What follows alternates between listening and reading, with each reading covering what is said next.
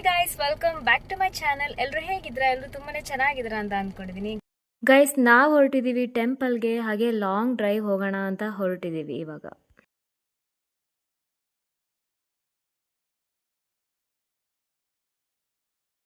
Guys, ನಾವು ಟೆಂಪಲ್ಗೆ ಅಂತ ಬಂದಿದ್ದೀವಿ. ಬರ್ಗೇರಮ್ಮ ಟೆಂಪಲ್ಗೆ ತುಂಬ ರಶ್ ಇದೆ, ತುಂಬ ದೊಡ್ಡ ಕ್ಯೂ ಇದೆ. ಸೊ ಅದಕ್ಕೆ ನಾವು ಹೊರಗಡೆಯಿಂದನೇ ಕೈ ಮುಕ್ಕೊಂಡು ಈಗ ಲಾಂಗ್ ಹಾಗೆ ಕಾಫಿ ಟೀ ಏನಾದರೂ ಕುಡ್ಕೊಂಬರೋಣ ಅಂತ ಹೋಗ್ತಾ ಇದ್ದೀವಿ.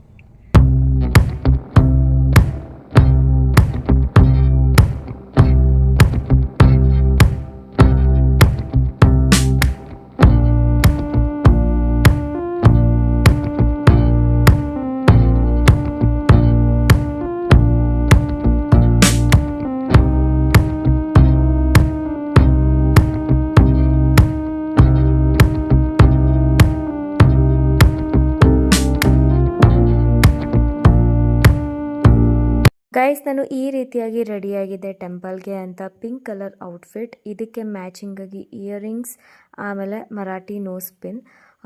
ತುಂಬ ಚೆನ್ನಾಗಿ ಕಾಣ್ತಾ ಇತ್ತು. ಇದು ಈ ಡ್ರೆಸ್ಗೆ ತುಂಬ ಚೆನ್ನಾಗಿ ಸೂಟ್ ಆಗ್ತಾ ಇತ್ತು.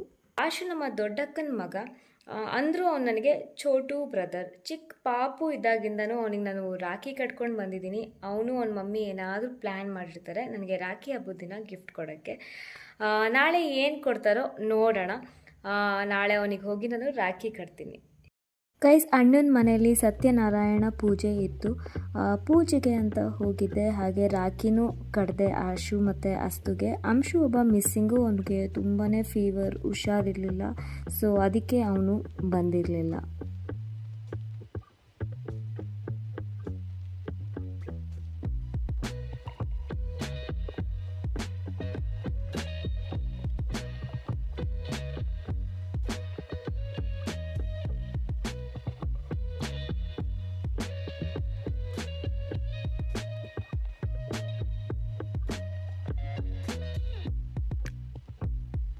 ಈಗ ರಾಖಿ ಕಟ್ಟೋ ಟೈಮ್. ರಾಖಿ ಪ್ಲೇಟ್ನ ನೀಟಾಗಿ ಅರೇಂಜ್ ಎಲ್ಲ ಮಾಡಿದೆ, ರಾಖಿಗಳೆಲ್ಲ ಇಟ್ಟು ಡೆಕೋರೇಟ್ ಮಾಡಿದೆ.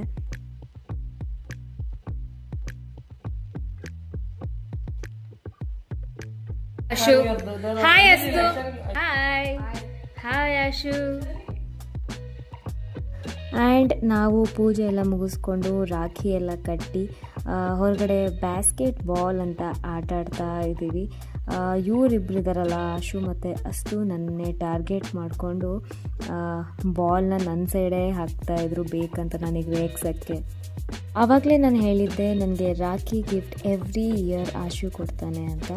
ಸೊ ಇದೇ ಆ ರಾಖಿ ಗಿಫ್ಟ್. ಹೇಗಿದೆ ಗೈಸ್? ತುಂಬಾ ಚೆನ್ನಾಗಿದೆ ಅಲ್ವಾ? ನನಗಂತೂ ತುಂಬಾ ಇಷ್ಟ ಆಯಿತು ಬ್ಯಾಗ್ ಇದು. ಸೊ ಗೈಸ್, ಇವತ್ತಿನ ವ್ಲಾಗ್ ನಿಮಗೆ ತುಂಬಾ ಇಷ್ಟ ಆಯಿತು ಅಂತ ಅಂದ್ಕೋತೀನಿ. ಇಷ್ಟ ಆಗಿದರೆ ಲೈಕ್ ಮಾಡಿ. ಬಾಯ್.